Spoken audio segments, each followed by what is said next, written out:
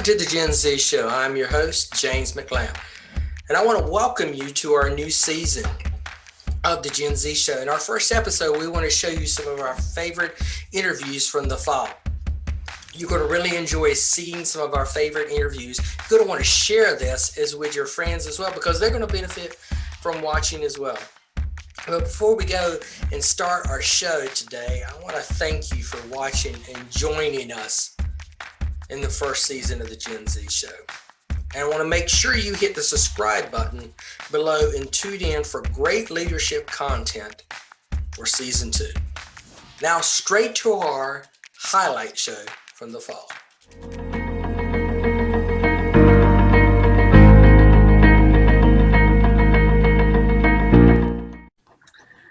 Mr. Franklin, I guess in having this conversation about purpose and being a servant leader, how did you know when you had found your purpose? And how did you take that purpose and be able to truly be a servant leader in what you're doing?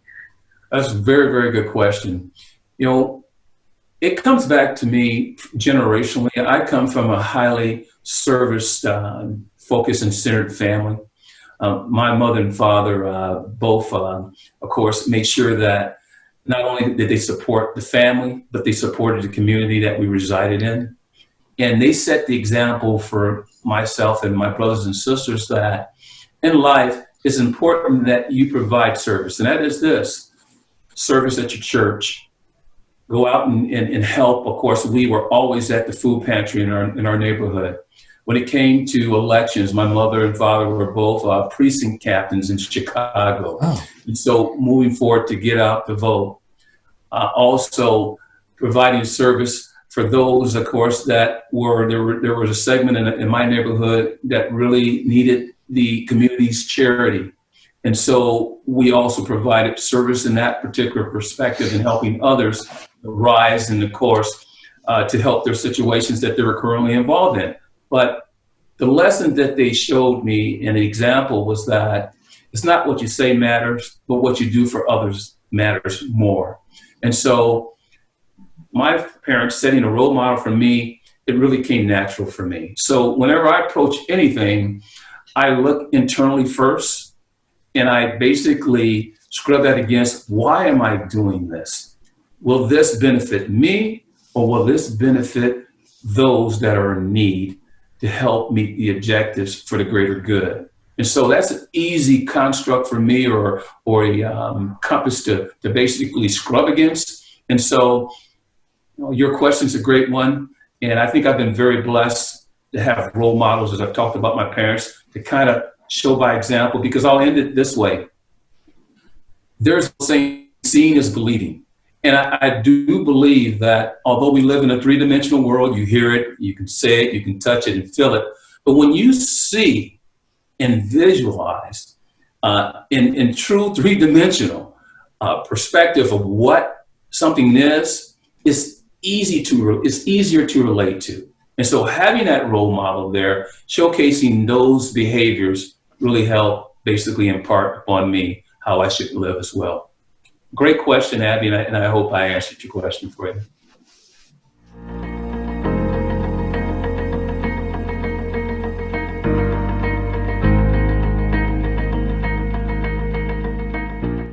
So I'm gonna put you on the spot. I'm gonna say you're coaching a young leader that is not being taught this character first training at all. They're just being taught on the skills. Where do you start? What do you tell a young Maddie, a young Zachary, when they're 14, 15 years old and they want to be a better leader of their own, but no one is helping them?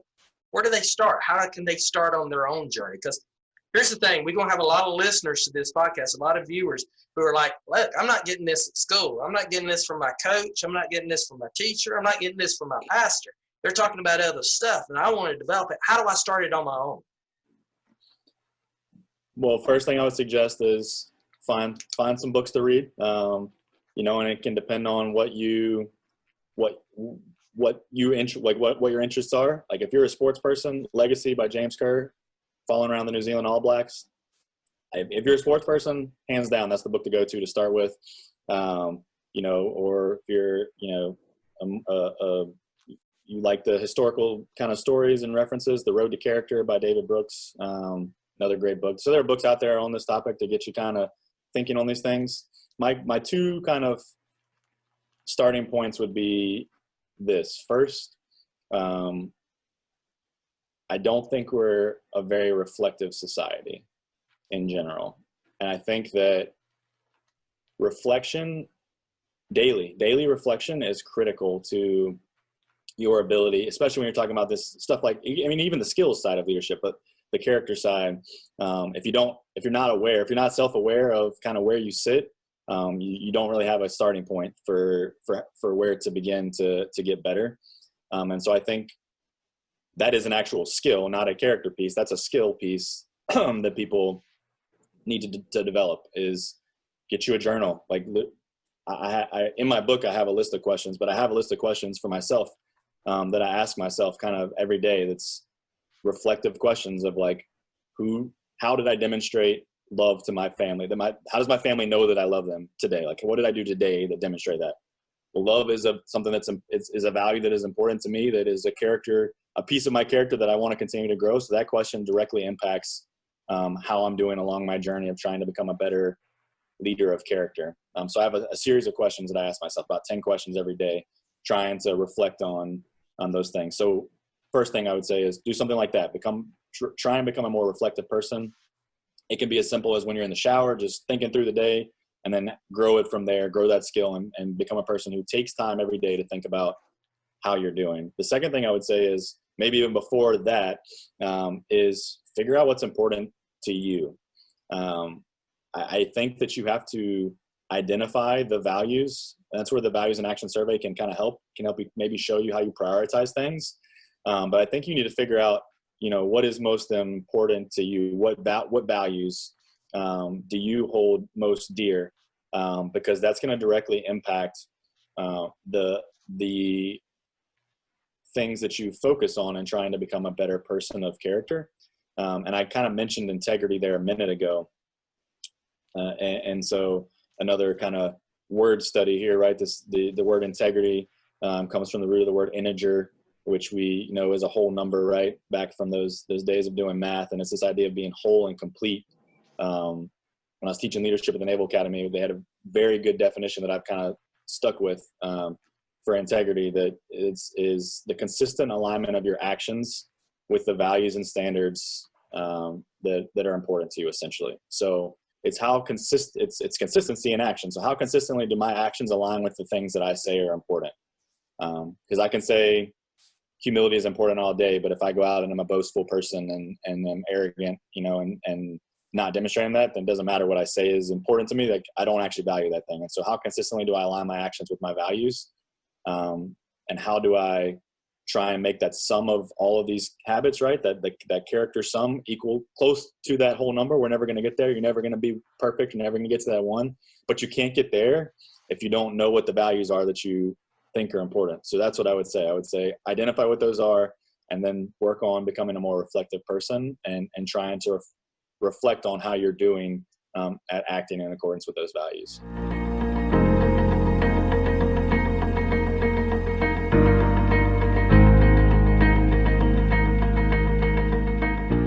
Been going through the Heart of Leadership and other things that I can find on the Integrate app, forming curriculum, and when I was serving as state president, going through and finding stuff for workshops, is I've learned a lot about myself. And so I'm curious, as you're developing all this curriculum, what have you learned about yourself throughout all of it? What have you learned about maybe what you do well, what you don't do well, like just advice that you found that applies to your life? Yeah, I would say a few things here. Let me start with the way we really think about leadership. We do think about the character side and the skill side. The iceberg gives us a picture. But as I started thinking about how do I grow myself, because at this point in my life, I mean, all of us, I think every leader really, but I really have got to own my own self-leadership side. Like, how am I going to grow myself? And so the way we work with our companies and people that we talk to, and you saw that in the app, is we think process-wise. We think that it's you have to start by being able to lead yourself. I think the hardest person I'll ever lead is me. And I think if we can all start and go, you know what, I've got to lead me first, then all of a sudden we're now positioned to become a leader that others would want to follow. And so it starts with lead self, but then there's the lead others piece. And like when we have 5 fundamental skills to lead other people. And then once you start leading others, you got a couple people, all of a sudden you do well with that, you get promoted, and now you've got a team of people. And so there's some curriculum around leading teams. And ultimately, there are people who are in charge of leading the organization. Some of you guys are talking about, you're leading the organization. And there's some moves around that. And so I like to think process. As an old school teacher, I remember the lesson plans, there was what was called a scope and sequence. If you girls can remember going back all the way to first grade, they didn't come in on day one in your math class and hand you a trigonometry book. That didn't happen in first grade. They gave you some numbers, Kenzie, Sarah Beth. They said, we're going to count them, and you started with that. And then you got where you can add them up a little bit. You can subtract them. And then you're probably multiplying our times tables, maybe third grade. I don't remember, but it was like, that felt like a lot.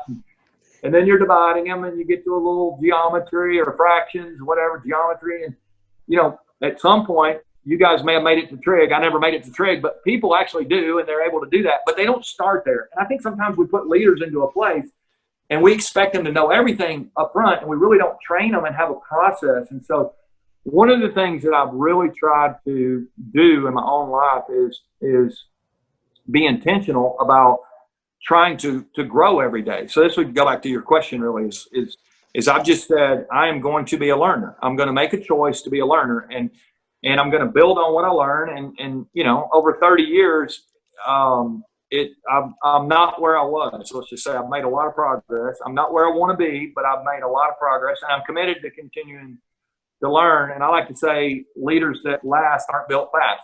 It's almost like it's like a game of Mother May I when you're a little kid. It's these baby steps that sometimes can be as powerful as anything. And yet we live in a world that wants to take these giant steps and be there. And, I have people ask me sometimes, it seems like you've gotten more successful real quick. And I would say it took 30 plus years. It's actually taken 50 plus years to become any kind of success at all. It's just a lot of grind and a lot of labor. I understand people, go viral and all that kind of stuff. But I think the leaders that really have impact work on their heart, they work on their skills, they work on their relationships, and they seek to add value, and they don't really care about notoriety or any of those things. So I think it really does go back to some of those things. One other thing I would say to your question, like one of the ways that I feel like I try to grow is, I think, and I would say this to every leader, I think if you,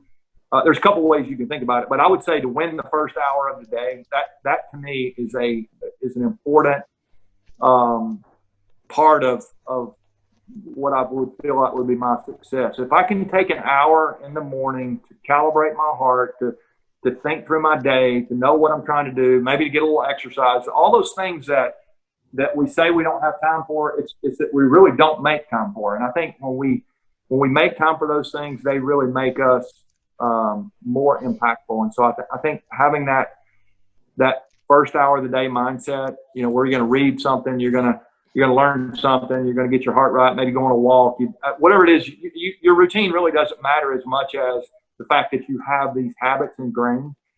And I think about the best athletes in the world. They are the best, not because they were born that way, but because they practiced. And so, they do have tremendous physical skills, and they're unbelievable in some ways, but they really still have to put in the work. There are a lot of people with great skills. It's just when they put in that work, that hard work, and that hard work in an athlete's case, they separate themselves. And so I think that's one of the things we as leaders can do. And I think that's been helpful to me to really have a commitment to growing and a passion to learn.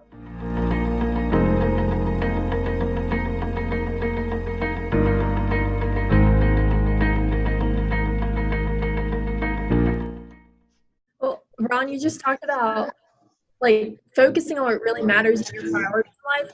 What advice do you have to practically focus on our purpose and who we want to be and what we want to do in life? What can we do?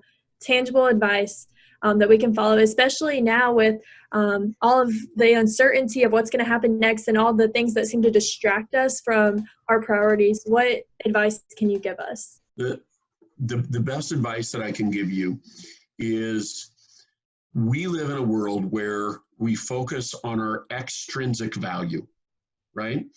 When people ask us what we do, we say, I'm a teacher. When people say, in essence, who are you? We say, I'm a doctor, right? Because we identify with what we do rather than who we are. So the best advice that I can give is understand who you are as a human being and understand and focus on your intrinsic value, not your extrinsic value. Like we all can make contributions based on our own levels of intelligence, our own gifts that we have. But if we don't understand that we carry value as human beings, then we're lost already. So look at the riots that are going around in the world. We've lost so much respect for ourselves as human beings, and we've lost so much respect for other people as human beings that we can outright destroy other people's lives and other people's property without having a guilty conscience about it. We can drive down the road screaming at other drivers and giving the other drivers one finger waves because we don't have respect for other people, right? So it's important that when we understand that we as human beings have value, then we can have a better understanding that other human beings have value also. And so how do we make a difference in the world? We have respect for each other. We have to have mutual respect for each other. We live in a political climate today where you have two complete opposite sides of the spectrum that don't understand that the only time anything gets done is when we meet in the middle. It's when we compromise. So when I work together with my buyers of grain, for an example, my first comment to them is any contract that is good for both sides. That it has to be mutually beneficial for you and for me. It can't just be all about me, right? So we have to learn to take our eyes off of ourselves, look at other people, look at how we might all have differences, right? So we don't have a tendency to listen to other people's story, the other people's side of the story. We have a tendency to only want to hear our own. So we have become more divided as a society because we've lost this mutual respect for each other. That's something that we have to get back. We have to understand that we all have contributions to the world that we can make, even though our political beliefs, our religious beliefs, our social beliefs, whatever they are, even those might be completely far apart from each other, that we still bring value to society. And how can we more mutually work together to benefit the greater good? I love that. I love how you talk about intrinsic value and basing your value and others' value on who they are as a person, not what they do. And I wish I could go back and shake younger me and just be like, why are you judging yourself on what other people think? And why are you judging other people on what their status is? I love that. Well, look at, and you're right. I mean, look at. Okay, so go to the supermarket, right? And go to the tabloid section in the supermarket where you're waiting in line to get checked out. And what do you see? It's all about who people are based on what they do and how they look. And so we have people in the world that think that they don't have value because they don't look like society tells them that they should look. And so we're basing ourselves on our extrinsic value rather than what's inside of our heart, what's inside of our spirit, what's inside of our soul. Who are we as people? And so we have to get back to, and that's the point of our book, is we have to get back to the basics of society. What foundationally makes us great as human beings?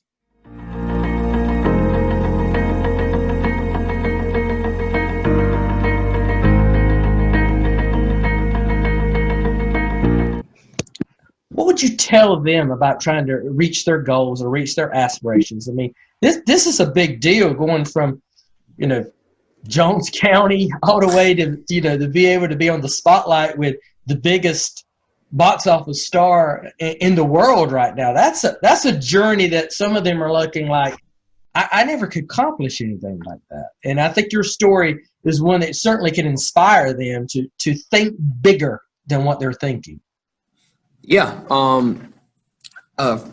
For one, like in the class, I'll tell students, so like the first day, we'll say, write a goal on your binder, on your first page in your binder or something. And just write it big. Just take up the whole sheet, write it big,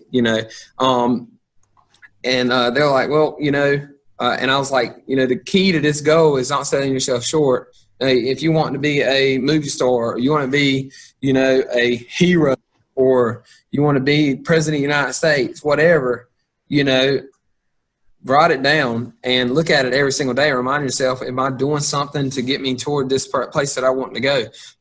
I told people I wanted to be, I want to influence millions of people one day. And they were like, well, you won't ever do that being a school teacher. And, it's just a matter of, stepping outside your comfort zone and putting your foot out there and trying your best to accomplish something that you seem unimaginable. I can't talk. Unimaginable. Good Lord.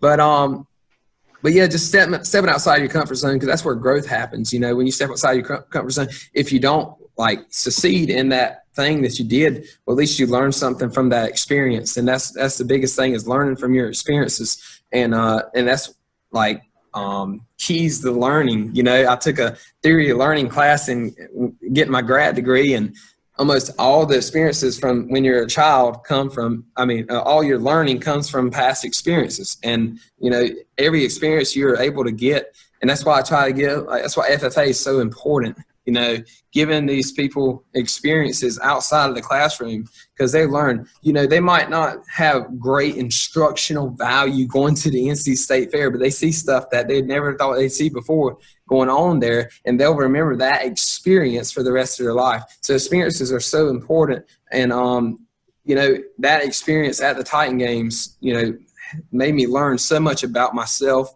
about others, and about how television works. And it was just amazing to have that experience. So I know a lot more about how that operation works, and I learned from that. And just so happens I did a pretty good job, I reckon, and I'm proud of myself for what I accomplished. And just step outside your comfort zone. You won't never get it if you don't try. What's his name? Josh Shipp, motivational speaker there at he talked at the national convention when I was in high school. And I don't know how I remember this, but he said he couldn't stand the cheesy cheesy sayings that said, shoot for the moon. If you miss, you'll land amongst the stars. And he said that was bull crap. If you miss, you land on Uranus. But, you do those things but if you look, you shoot a long ways ahead and you fall a little bit short, you still win a whole lot farther than if you would have never moved, And so I think that's so important, to be able to just step outside your comfort zone and grow as a person and set your goals a whole lot higher than what you think you can reach, And another thing is to listen to positivity. Try to shield out the negativity, because negative people can really detriment your success. And sometimes if you have the right mindset, you can let them fuel you, but a lot of times it defers you from even trying.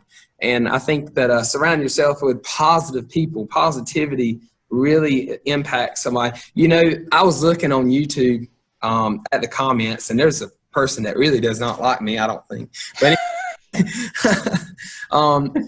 but there was so many good comments, and then I found the one, and I dwelled on that negative comment, and it kind of resonated with me. Man, what? I can't believe, maybe I don't need to do this if people don't like me. But then I started looking, I was like, there's that one person, there's that 100 people saying good things, and then there's one person that said a bad thing. And am I going to let that one person defer me from going on and keeping on doing stuff that's going to influence others and make a more positive than negative impact on other people's lives? I think just listen to positivity, man. Positivity will drive success. Positivity will let you grow a whole lot farther.